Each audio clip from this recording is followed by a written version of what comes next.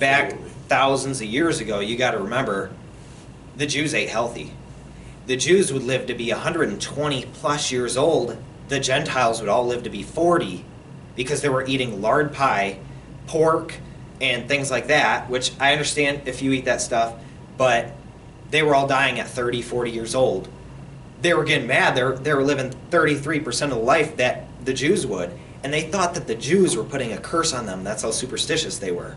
And so they began to murder the Jews because they thought that they put a curse on them. No, they were eating terrible. God would have it that everyone eats healthy. Now, I understand it may be difficult, especially with, it takes a lot of money to eat organic, gluten-free type stuff.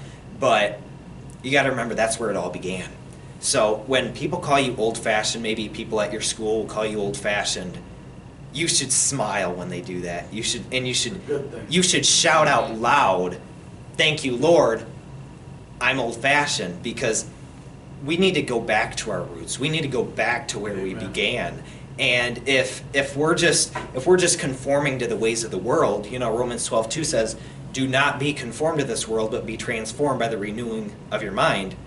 How can you be transformed if you're doing the things that everyone else is doing? You're conforming. So, yeah, I think in every aspect, we need to go back to the beginning, see how they did it, and at least try to do it that way. It's difficult with technology. We all love TV shows. We all love movies and music. But that's not how we began.